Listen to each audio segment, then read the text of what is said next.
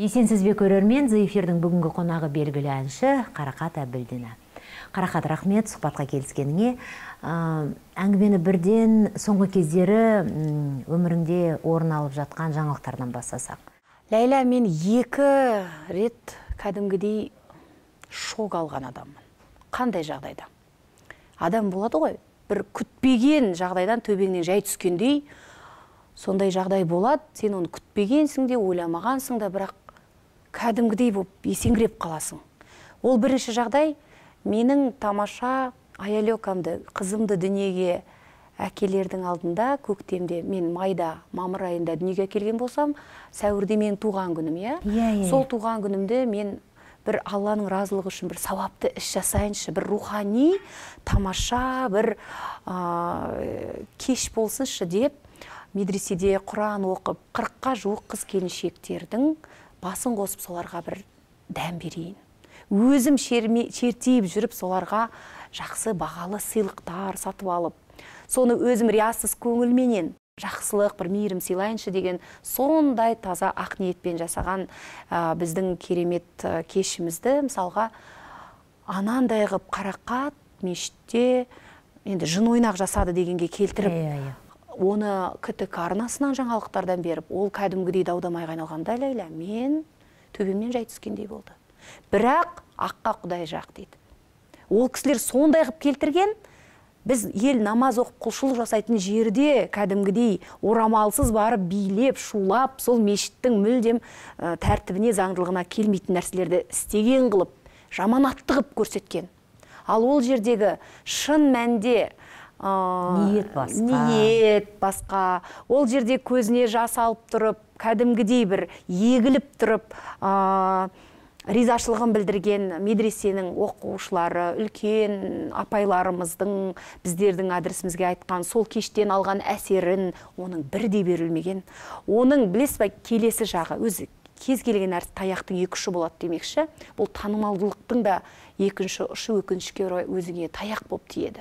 Бірақ білесіз бе, жаратқан Алла бар, көруші, естуші, барлығына төреші, жалғыз жаратқан Алла. Сондықтан да сол кезде әрине мен өзімді бірінші кезекте сабырға шақырдым. Өйткені өте қиын болды. Қиын болған сонда мен әніміне деп күнімді күтіп жүрген менің сондай ізгі амалымды анандай қып көрсетеді деп мен үш ұйықтасам түсіме кірмеген еді. Сол жерде куә болып қасында отырған қыздардың алған шогын көрсеңіз.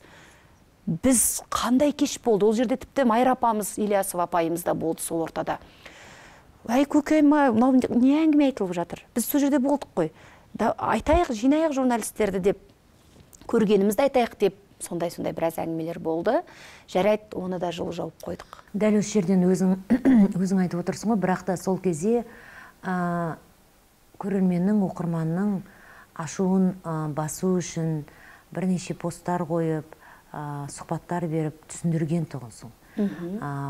Енді соңғы оқиғамен екінші алған шок, міне, Рыза апамның құрметті де осы қазақтың қол өнерін керемет паш етіп жүрген ол кісі енді солай өзін көрсетеді ғой. Қалай болғанда да ол кісі туралы мән жайдың барлығын бұл жерде айтып жатпай қояйын. Қыдекең ол туралы айтты, пресс-конференция жасап, барлық журналистер, бақ өкілдеріне өз аузымен емес, кәдімгідей қалай болғанын документ жүзінде, сот өкілдері болды, ол жерде юристер болды, яғни сол тірліктің өзі басынан кім жүрді, сол адамдардың барлығысы пресс-конференция өткізген болатын. Мен ол мәселені қозғамай қояйын. Мен бір ғана мәселе айтқым келеді. Бұл жерде мен Аллаға шүкір балапанымды аман есен қолыма алып үйде отырған кезім еді. Мен ешқандай ғимарат таңдап, оған барып, ол кісі айтқандай құлпын бұзып кірмек түгілі мен үйден шықпай, үйде қырқынан шықпаған кезім еді. Былай ойлап қарасаңыз. Бірақ ол кісі мені барып, өзім әдейі жүріп, құлпын бұзып кірген, сондай жаман адам қып көрсеткен екен. Яғни бұның барлығы шындыққа жатпайды. Мақсаты қандай сонда ол кісінің? Мақсаты біреу-ақ. Ол кісімен жалпы қалай таныстым деп айтатын болсам, мен бенефис шоудың жүргізушісі ретінде хабар арнасында. Ол кісі Наурыздағы түсірілімге, локация дейді, мынау көрпе оюлы әбзелдерінің барлығын студиямызды бетіп жасақтап қойды. Сол түсірілім барысында өзде үнемі сол жерде жүрген кезде сондай бір керемет сөздер айтты. Енді менің өзіме, көзіме қарап тұрып, айналайын, сен қазақтың қызы, келіні деген, анасы дегенге бүгінгі таңда лайықты бір адам болса сен өзіңсің. Мына менің тамаша алтын жіппен тігілген көрпелеріме тек қана сен отыруға лайықтысың. Мен әдетте ешкімге олай рұқсат бермеймін. Сенің отырып, осы сенің менің көрпем туралы айтқан бір ауыз пікіріңнің өзі мен үшін бағалы деп, сондай үлкен басымен сондай ниет көрсеткенде біз пендеміз ғой. Бір ауыз жылы сөз қандай? Ой, рахмет апай деп, сол жерде фотоға түсіп, енді мынау әлеуметтік желі пайда болғалы шыны керек өзі. Көбіне өтініп жатады жаңағыдай, жарнама жасап беріңізші, мен туралы бір ауыз жылы пікір айтыңызшы деген сондай бір үлкен ол кісінің тарапынан кәдімгідей өтініп, кәдімгідей сұрап менен. Содан мен өзім ғана ол кісінің көрпе көншегін жарнамалап қойған жоқпын. Айналамдағы Алтынай Жорабаева танитын құрбы замандастарыма, қыздар, бір қазақтың қолөнерін дәріптеп жүрген апайымыз екен, бір қолдау көрсетейікші деген кезде парақшаларына салып. Яғни айтайын дегенім, ол кісі кәдімгідей бір емес көп рет менің үйіме келіп, мен тіпті бөпемен үйде отырған кездің өзінде сондай іш бауырыма кіріп, сондай жылы сөздерімен, үлкен басымен кішірейіп сөйткен кезде, мен енді ауылдың тәрбиесін көрген, кәдімгі үлкен сыйлаған қазақтың қызы ретінде қалай ол кісіге мен былай айтқанда жатырқап қараймын.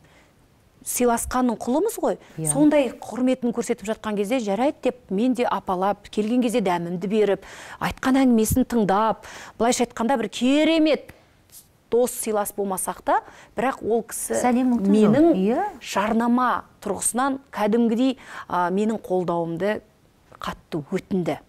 Апай, менің кешіріңіз, енді парақшам тіпті сізге ғана жұмыс жасау керек па? Менің тіпті қарап шығыңызшы, мен жарнамамен айналыспайды екем, айналысқан күннің өзінде сіздің көрпе көншегіңіз туралы қанша жазылған, қанша салынған пост санап шығыңызшы, қарап шығыңызшы, көз жүгіртіп деп, тіпті былай батырып та айтқан кездерім болды. Енді әңгіме көп, әңгіме айта берсе, ол таусылмайды. Мен екінші рет шок алғаным, ол кісінің сондай шындыққа жанаспайтын, болмаған нәрсені болды деп, менің тілімнен қандай деді? Тамған дегендей. Мен ол кісіге бірдеңе деппін ба? Қай жерден менің тілімнен тамып ол кісіге мен қарсы келіппін? Оны да жаратқан Аллаға тапсырдым. Бірақ сен шок алдың, қаншама жүйкең кетті, отбасыңда береке кетті, жыладың, сықтадың, Қыдыр әлі айтқандай. Иә, кетті, бірақ бұл жерде әңгіменің басынан сол Қыдекеңнің бастамасымен болған бұл тірлікке мен еш араласқан жоқпын, мен ештеңені қараған жоқпын, оны шешкен жоқпын. Тікелей Қыдекеңнің өзінің бастамасымен болған тірлікті ол айтты. Сен араласқан жоқсың басынан, араласпайсың да, бармайсың да, яғни жаңағыдай пресс-конференцияға да бармайсың, бұған жауап та бермейсің, өйткені сен бұл жерде жоқсың. Яғни ол кісінің көздегені тағы да пиар. Мені балағаттау арқылы өзінің кім екенін, қалай екенін, қалай да болғанда паш етіп, қалай да болғанда өзінің жаңағыдай жарнамасын жасағысы келді деп мен солай түсіндім. Мен туралы өзі екі-ақ сөйлемменен сондай адамның сүйегіне, сөздің қадірін түсінетін адамның енді сүйегінен өтетіндей екі сөйлемменен ол кісі менің адресіме өте жаман балағат сөздер айтты. Ары жамауға келмейтін жыртық деген не деген сөз түсінген адамға мен түсінем, егер мен сөздің қадірін түсінбейтін болсам жарайды дейтін едім. Маған ең ауыр тигені де осы деді. Керісінше, менің өмірдегі ұстанымым ар, намыс, ұятты таптатпау. Осы үш қасиетті бәрінен де жоғары қоям. Кез келген адамның көзіне түзу қарай аламын. Менің бақытым да сонда. Мен ешкімнің алдында ешкімді алдап, арбап, білмеймін, үйтіп тұғып, жасырып төмен қарап өмір сүрген емеспін, сүрмеймін де. Үйтіп өмір сүру қызықта емес. Сондықтан да ол кісінің көздеген мақсаты маған түсінікті, жаратқанға хақ. Сонда осы уақытқа дейін кездескен жоқсыңдар ма? Көрген жоқпын, көргім де келмейді. Ал кездесіп қалған жағдайда дайынсың ба соған? Ол кісі барлығына дайын кісі. Ол кісіні көрмейсіз, анандай үлкен кісі, самайына ақшаш түскен үлкен кісі. Сен қанша жерден өкпелесең де, дәл солай айтуға бола ма? Дәл солай балағаттауға бола ма? Және айтып отқан әңгімесінің барлығы шындыққа жанаспайды. өтірік айтып отырып, жала жауып отырып, сондай ғайбаттау, сондай дөрекі сөз айтуға бола ма, айтыңызшы? Сотқа дейін оқиға жетпеді ме? Сотқа беру мәселесімен тағы да Қыдекең оны қолға алған жоқ емес, алды. Бұл әңгіменің барлығын растайтын документ қолымызда тұр. Мән-жайын, ақ-қарасын білгісі келетін кез келген адам көре алатындай YouTube каналға салынды. Оның сілтемесі де бар. Сондықтан мен бұл тақырыпты қазбалап, уақытым да жоқ, Ләйла. Уақытым жоқ. Және де бұл әңгімеден мен жаным рахат таппайтыны анық. Бұл әңгіме мені тек қана өмірден шаршатып жібереді. Ал мен шаршағым келмейді. Мен не үшін шаршаймын? Ол кісі жаман айтты екен деп мен жаман болып қалмайды екенмін, кешіріңіз. Сондықтан ит үрді, керуен көшті. Сөз сүйектен өтеді дейміз. Сол сәтте қиын болғанда рас. Дегенмен де жаратқан Алланың өзі айтады, мейірімді бол, қайырымды, кешірімді бол дейді. Мысалға, уақыт бәрін емдейді, уақыт бәріне емші. Уақыт өтті, мен тіпті қазір соны бір зілдей сезінбеймін де, өйткені өмірін жалғасын табуда, өмірдің басқа бір әдемі беттері ашылды мен үшін. Енді осы жағдайлардан кейін кез келген шоққа дайын сияқтысың ғой. Өмірдің өзі солай ғой, адамды бір илеп, бір өмірдің өзі адамды шыңдайды, біраз кәдімгі өзгересің. Үлкен өмірдің өзі жаңағыдай түрлі-түрлі тосыннан келетін сынақтар, сен күтпеген дауылдар, сен күтпеген жаңағыдай удар дейді, нокаут дейді, былайша айтқанда. Есеңгірейсің, кәдімгідей шошисың, қалай бұл деп, сол сәтте қиын болады. Мұндай жағдайда көбіне құрбылары, отбасы, немесе бір психологтар көмектесіп жатады. Сенің жағдайыңда ше? Кім көмектеседі? Бірінші кезекте әрине ол менің отбасым, ол отағасы. Менің кез келген тірлігімде Қыдекең кәдімгідей сол кісінің ақылы, сол кісінің демеуі бірінші кезекте. Қарақат бұның дұрыс болмады деп ол керісінше екінші оппоненттің Ләйла мынандай жағдай бұл. Ол дұрыс болмады емес, Қыдекең шын мәнінде адам тани білетін, интуиция дейді ғой, мынау сезінуі, бір нәрсені бір жүрегі сезіп тұратын сол қасиеті көбірек дамыған маған қарағанда. Айналадағы араласып жүрген адамдардың арасынан енді өзара әңгіме болған кезде үнемі мен құлақ асамын. Қарақат, ал достарды қалай таңдайсың? Көбіне қарап отырсам, менің шынайы достарым өнерден емес екен. Кәдімгі бала кезімнен тұрақты дос болып, жанашыр болып, осы тілеуімді тілеп отыратын жандар көбіне өнер саласынан емес, ал өнерде жүрген, сыйласып жүрген бір топ жандарды жалпы барлығымен қарым-қатынасым, сыйластығым жақсы. Оны енді әлеуметтік желіден ақ өздеріңіз білесіздер. Сондықтан да бір ғана мәселені айтамын. Егер менің өзімнің де патша көңілім бар ғой, жүрегімді тыңдаймын. Егер маған ішкі әлемім онша сол адаммен араласқанымды қаламаған жағдай болатын болса, ол маған белгі береді. Яғни мен ол адаммен қатты дос болу, жақын болу деген нәрсе кішкене көбіне өзімнің жүрегімді тыңдаймын. Сосын енді жалпы мен кісі киік емеспін. Былайша айтқанда жалпы адам жатырқамаймын. Кез келген ортада тіл табамын, кез келген адаммен әңгімем жарасады. Оны өзің де білесің, кез келген тақырыпта, жалпы өзімнің жаратқан Алланың берген мінезі, анамнан дарыған деп айтамын. Ашықпын, сыйласқанның құлымын, сіз, біз, шыж-бұж, сондай бір кез келген ортаның гүлімін. Қолымнан келгенше әдемі, оң, позитивті көңіл күй сыйлауға. Қазір енді қарап отырсақ, төселгеніңе қарап, кез келген тікелей эфирді жүргізе алатын сияқтысың. Енді Ләйла Сұлтанқызы солай ойласа, онда енді өйткені сен журналист сала, нағыз сенің салаң ол. Мен журналист емеспін, мен жай ғана теле жүргізушімін, және ол теле жүргізушілікті еш уақыт армандаған емеспін, сұраған емеспін, қалаған емеспін, ешкімден өтінген емеспін. Бұл керісінше болды өзі. Керісінше болғанда да қызық болды.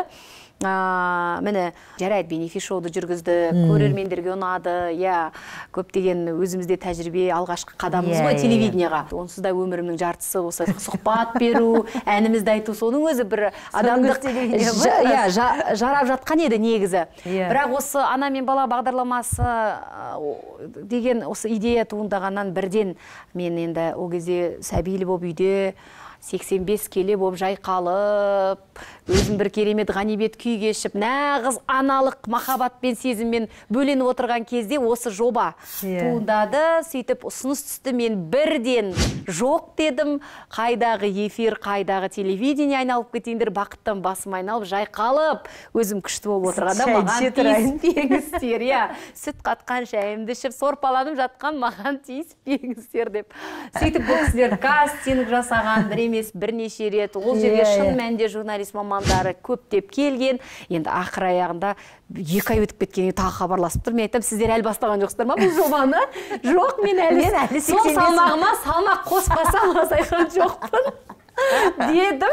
Қазір күліп отырмыз, бірақ енді шындығында солай болды. Сөйтіп ол кісілер жоқ, басшылық солай деп шешті. Сіз басқа ешкім емес. Осы сіздің бейнеңіз, қазіргі жағдайыңыз күшті келіп тұр. 85 килограмм қысылмай ғана, мынадан төмен кеткен көйлекті кесті шыға бересіз деді. Содан шын мәнде солай болды. Өмірдегі мен Қарақатты жақсы білемін ғой. Өмірдегі Қарақат қалжыңға жақын. Енді кез келген орыстың халық әнін айтқандағы ой десеш. Оның барлығы, мысалы, көп адамдар біле бермейді. Жақын араласатын адамдар ғана біледі. Енді ана мен балада әрине ол міндет. Сен сондай болуың тиіс. Тәрбиелік мәні бар бағдарлама болған екен. Танымдық бағдарлама. Мысалы бір тікелей эфирге сені лақтырып жүрсе, қандай бағыт саған жақын болар еді? Әйел ана, келін, жалпы қыз баласына тән, қазақ қызының тәрбиесіне тән, салт, әдет, ғұрып, дәстүрге тән дүниелер менің жалпы жан дүниеме жақын. Юмор да бар ғой сенде тағы? Бар. Неге бар дейді, Тұрсынбек айтпақшы, сізбен әңгімелескенде, ой, бір жаным кіреді дейді, жаңағыдай. Әңгімеміз жарасып жатады, әртүрлі ұйықтап қалған, ұмытылып қалған бір клеткалар ашылып, оянып бір естеліктер түседі дейсің. Содан кетеді жаңағыдай. Менің аузымнан шыққан әңгімені ол құтыртып басқа шағып өзіме жеткізіп жатқанда аң-таң болып отырамыз сол сияқты. Әзіл деген жақсы ғой шіркін. Негізі, бірақ шынымды айтсам бір анекдот, білмеймін.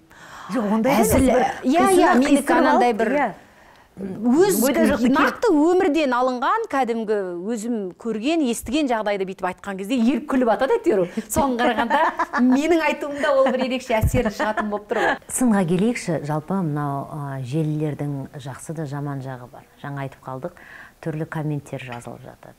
Адамдар ойланбай жаза салуы мүмкін, ақ-қарасын білмей жаза салуы мүмкін. Қаншалықты жүрекке жақын қабылдайсың? Үйрендік қазір. Иммунитет деген қалыптасады екен. Сәл бір әңгімесінің желісінен біліп қаласың ғой, адамның жалпы қандай мақсатта жазып отқанын, не айтқысы келіп отқанын. Егер мен ол жазбасынан сәл сол бір теріс дүниені байқаған сәтте, көп оған уақытымды басқа немді кетірмеймін. Блокқа жіберуді мастермін. Мен блокқа жіберем. Мен жалпы оқырмандарымның санына бетіп дірілдеп, соған қатты қадағалайтындардың қатарынан емеспін. Сондықтан мен тек қана солай. Бір ол сондай жазды ма, ол міндетті түрде екінші рет жазады. Ол міндетті түрде тек сол бағытта сыйған жаңағыдай жазып отырады. Сол жазу арқылы мүмкін өзі бір рахат табатын шығар. Үйде мүмкін жұмыссыз отырған біреу шығар. Мүмкін шын мәнінде мені бір ұнатпайтын адам шығар. Ол не үшін өзінің мен сол блокқа жіберу арқылы көмектесем ол кісіге. Және де сөйте отырып өзіме көмектесем. Салыстырмалы түрде айтатын болсам, шетелдік оқырмандар, көрермендер мақтауға шебер. Кейде расында да біздің комменттерді оқып отырып, көрермен, оқырман ашулы ма деп қалам. Ашулы себебі өмірлері сондай ғой. Ашу ызаға адамды қандай жағдайда адам ашуланады? Бір нәрсе жетіспегенде, мейірім жетіспегенде. Сен қандай жағдайда мысалы ашуланасың? Мен? Жап ашуланам ба? Балалардың... Жоқ, ол балалар деген не ол? Ұлдарға қатты айтасың. ұрсасың, айғайлайсың. Иә, үйдегі бабайкасы менмін. Неге олай? Сұрақты да мен қоям. Ұрсатын да мен, сұрайтын да мен. Әкесі ең мейірімді, ең бір сондай ұрыспайтын бір жақсы болып. Бірақ мүлде бабайкаға ұқсамайсың. Бірақ білесіз ба, балалар оны қатты жанына қабылдамайды, білет оның қазір. Айтылады, сосын ұмытылып кетеді. Кейде реніш бола ма өзіңде, балаларыма 100% көңіл бөле алмай жатырым деген сияқты? Міне, дәл осы сезім, кеше мен сізге айтайын, осы міне қазір отырмын ғой, міне осы кезде ой бір қарбаласқан, бір жанталасқан кез болады.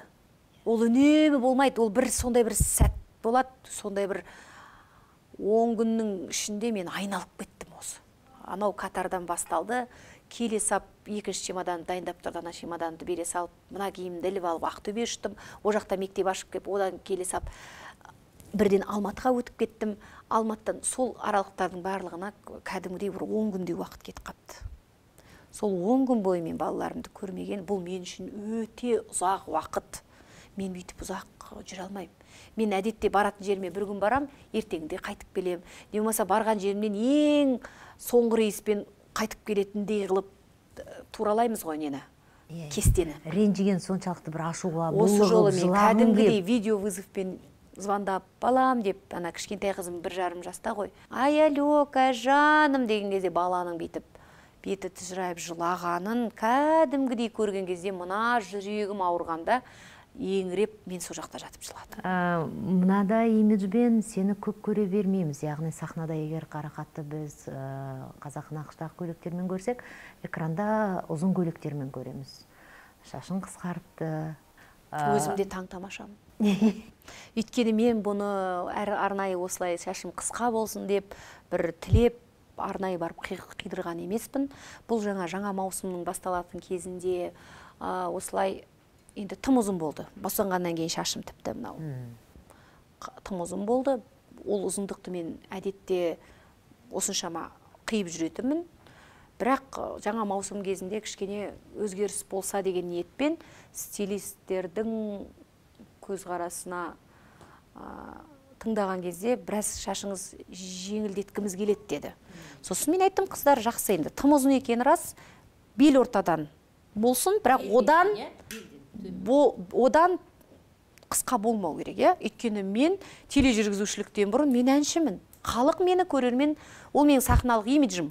Шаш, ұзын шаш, ол менің имиджім, сондықтан да соны ескерерсіздер дедім дағына жұмыс басты болып, қыздар шаш қиюды бастап кетті. Мен деген жаңағыдай әртүрлі сұрақтармен, мектепке ремонт жасап жатқантымыз сол кезде. Сол ремонттың мәселелерімен бейтіп отырған кезде, қыздар біз шашыңызды қиып болдық деді. Жарайды деп ұстап қалсам, шашым мына жерден тұр. Содан шок алдым. Кәдімге қорқып кеттім. Қыздар, мыналарың не? Мынау не сұмдық? Қалай мынау? Сендерге айттым ғой, белден болсын деп едім. Орысшалау қыздар екен. Біз осылай түсіндік. Стилистердің бізге берген тапсырмасы осылай болды. Анау да, мынау да деп жерге қарасам, кәдімге көп шаш. Сосын тағы да өзім сабырға шақырдым. Не істейсің енді? Басымыз аман болсын, шашымыз өсер деп. Бірақ біраз қалай мынау деп шашымды қимай, сол сәтте бір түрлі күй кешкенім рас. Бір шашым жеп-жеңіл, басым жеп-жеңіл ғой. Бірақ жинай алмайсың. Сол жеңілдік бір жағынан ұнайды. Жинай алам, түйе де алам, жинай алам. Қазір енді үйрендім. Дегенмен де бір жеңілдіктің өзі бір жақсы екен. Тершең екеніңді білем, ал күрессің бе? Бір процедуралар жасап онымен? Осы тер демекші. Білем ғой енді, сахнаға бірінші жеке концертін берейін деп жатырмын. Тәжірибе жоқ. Толқу деген, қорқыныш үрей деген сұмдық енді, керемет. Концертке 10-ақ күн уақыт қалды. Қыдекеңе айтпай, диспорт дегеннің енді шығып атқан кезі. Ол не нәрсе десем, ол кәдімгі терілеуді тоқтатады. Керемет. Не дейді сондай бір препарат дейді. Но маған керек нәрсе ғой. Содан барамдағына айтам. Қалай бар, солай айтам. Мен терлегенде дейм, бұлай бетім жауып кетеді, макияжда бұзылады. Осы нәрсе енді менің көңіл күйіме әсер етпей қоймайды. Сондықтан бұл бір-екі ән айтып кеткендік емес. Бұл жерде кәдімгідей тірідей оркестрмен берейін деп жатырмын. Маған деймін, терлемеу керек. Не істеуге болады? мен терлемеуім керек сахнада. Осындай бір жағдай жасап бере аласыздар ма? Қалай терлейсіз? Бұлай терлеймін. Маңдайдан түскен тер бетті жауып кетеді. Сөйтеді макияж бұзылады. Осыдан мені қандай да бір бар ма амал тәсілі деген кезде бар деді. Сөйтті де бастың мына жерінен бастап дың уколды салып шықты. Енді терлемеуім керек қой. Бет терлемеу керек, ең бастысы. Былай маңдай бәрін былай салып шықты, болды. Енді сіз терлемейсіз деді. Ой, жарайды, жақсы. Кеттім үйге. Іштегі сезілмейді, сол баяғы бетім, сол баяғы түрім. 1 күн өтті, 5 күн өтті. Бір кезде концертім ертең деген күні, мына беттің барлығы салбырап, төмен қарай қатып қалсын. Қатып қалған соншалықты мына қасым бәрі түсіп, міне тура осындай болып қалды бетім. Содан таңертең тұрдым да айнадан өзімді көрдім да, мен ауырып қалдым. Мен әлі түсініп тұрған жоқ ол спорттан болып жатқанын. Мен ауырып қалдым деп тұрмын. Не болды? Қыдыр мені түрімді танымайды. Кәдімгідей қорқынышты. Қасымды көтерейін десем көтерілмейді. Көзім көтерілмейді. Эмоция жоқ бетінде. Бәрі түсіп кеткен, осындай болып тұр. Сосын масқара концерт өзі бір жақта қалды. Менің уайымым бет. Не болды? Жаңағы дәрігерге қайтадан бардым. Мынау диспорт деп жаңағы салған уколдарыңыздан болған нәрсе ме? Не болды мен мына түріме дегенде? Ну да, дейді. Енді мынаны орнына қойып бер ертең менің концертім десем, жоқ, енді сіз бір ай осылай жүресіз деді. Түскен қабақпен. Содан Қыдекеңе айтуға қорқам, айтқан жоқпын. Енді ол кісі түсінбейді да ғой. Диспорт терлететін бірдеңе салып келдім деген нәрсе түсініксіз ғой ер адамға. Амал жоқ, концертке отмена бере алмаймыз. Билеттің бәрі өтіп кеткен. Республика сарайы Қарақат Абилдидан алғашқы концерт басталайды деп жатыр. Ұзақ жылдар мені бояп бетімді әбден біліп алған Дина деген визажист маған қарайды. Не болған саған дейді. Екеуміз жылармандай болып тұрмыз. Санаулы сағаттар қалды концертке. Дина, сұрама, бояй берші енді дейм. Сөйтіп бояп бастайды. Бұл сенің көзің емес, мынау сенің түрің емес, не сұмдық мынау, что ты сделала дейді. Мен сұрама, Дина, сұрама, істей бер. Артқа жол жоқ. Сөйтіп атқан кезде ол байғұс әйтеуір бояды.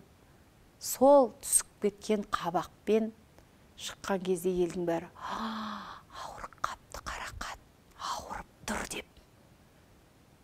Солай мені қатты көңіл күйіме әсерін берді. Қатты. Сол сияқты адам бір нәрсені әбден зерттеп, көзі жетіп, біліп алмайынша асығыстық жасамау керек. Кез келген нәрседе. Ол менің балалығымның шалалығым, білместігім ғой енді рас. Бірақ енді дәл сольный концерттің алдында ондай нәрсе рисковать етпеу керек еді. Мен дәл солай болатынын білгенде еш уақытта істемес едім. Мысалға, одан кейін салған жоқсың ба? Жоқ, одан кейін қай уақытта саласың? Өзі бір қарасаң аяғың ауыр, бір қарасаң босанып жатасың. Осындай процедуралардың өзіне кәдімгідей не емізбеуің керек екен, не аяғың ауыр болмау керек екен. Гормондарыңның барлығы дұрыс уақыты, бәрінің межелі өзінің уақыты бар екен. Сөйтіп ананы күтіп жүргенде былай болады жағдай, енді салам деп жүргенде тағы былай болып, әртүрлі осындай болып бір жете алмай жүрміз оған. Ал пластикаға қалай қарайсың? Пластикалық хирургияға? Пластика деген енді шын мәнде өте бір қажет болып тұрса, ол саған кәдімгідей бір керек болатын болса, неге жасамасқа енді. Бірақ ол ерсі болмау керек. Ол сенің, тағы да қайталап айтамын, жаңағыдай асығыстықпен бір қалай болса солай қарамаған жөн. Ол саған өте бір қажет болып, шын мәнде бір жерің бір қатты өзіңе ұнамай, ол сенің көңіл күйіңе әсер етіп, ол сенің бір өзіңді сенімді сезінуіңе қандай да теріс әсерін беріп жатса, сенімділік үшін, өзіңнің өміріңнің, былайша айтқанда, әдемілік үшін, көзің жеткен жағдайда, жақсы деген маманға барып жасатқанда тұрған, мен ойлаймын, ешқандай әбестік жоқ. Бірақ ол ерсі болып қоймау. Денсаулық сақтау министрлігінің елшісісің, ал қызметің қандай сонда? Біз халықпен етене жақын, халықтың арасында жүргеннен кейін, сол медицина әлеміндегі болып атқан барлық жаңалық, барлық атқарылып жатқан істердің халыққа жетуіне, сол арадағы алтын көпір болу ғой, былайша айтқанда. Өйткені ол кісілердің үні алысқа шықпайды, иә? Бір-екі жерде жазылуы мүмкін. Өте көп айтылады, мысалы, сында айтылып жатады, ол министрлікке қатысты. Жоқ, ешқандай құжатқа қол қойған жоқпыз. Бұл жерде кәдімгідей өздері министрліктің атынан осындай бізге сертификат тапсырылды, елші деген, және ол шешімді өздерінің басшылығы, өздері сол денсаулық министрлігінің шешімі. Сондықтан да бізге нақтылы еш нәрсеге біз ол жерде уәде беріп, не болмаса осындай бір саланы, осы жұмыстарды атқарамыз деп ондай.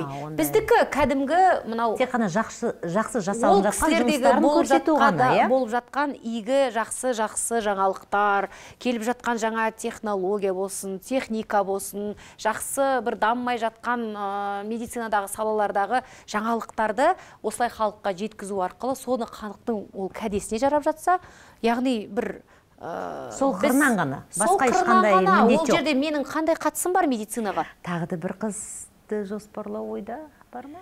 Жалпы мен баланы жоспарламаймын. Жоспарлап, енді бір бала туайыншы, енді арада осынша жыл өтті ғой, енді бір көтерейінші, ол дұрыс емес, ол біз қазаққа тән емес ол. Талай мысалға кейіпкерлер маған келеді, осы баланы бір көтеріп жүрген кезде мүлдем осыны тастау жолында түрлі әрекет жасадым жаңағыдай. Ауырды да көтердім, бүйтейінші, түсіп қалсыншы дедім, өйткені қаламадым. Әй, не істесең де ол бала түспейді, оның жарығы бар ма, ол дүниеге келеді мысалға. Армандайсың ба өзің тағы бір қызды?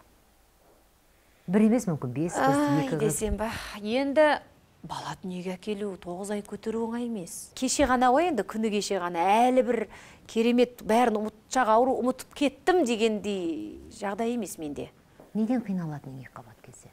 Неден қиналасың енді? Токсикоз ба? Әсіресе соңғы айларда ғой, соңғы айларда салмақтан шығар артық басқа. Кәдімгідей қимылың да ауырлап кетеді, жатқанда да бір дөңбекшіп, соңғы айлар қиын, алғашқы айларда ол токсикоз болса, соңғы айларда жалпы денең ауырлап кетеді. Ұйықтағанда ұйқыңда бір жатқан жатысыңдан да бір демала алмайсың, бір тынысың тарылып, жүрісің ауырлап, кежегеңнен кері тартып, басып, сөйтіп тұратын бар ғой енді. Ол бәрі жеп-жеңіл, ой қаның жаңарады, тазарады, ой бәрі деп енді қазақ көңіл үшін айтатын сияқты. Негізі, туған сайын жасарасың, туған сайын құтырасың, құлпырасың деген нәрсе енді дұрыс жақсы сөйлеу керек. Рахмет Қарақат, уақыт бөліп сұхбат бергенге көптеген сұрақтарға жауап алды. Менің ойымша көрермендердің де сұрақтары қойылды деп ойлаймын. Ол кісілерде түсінбей жүрген сұрақтарына жауап алып, енді қайта көтермейтін шығар бұл тақырыптарды.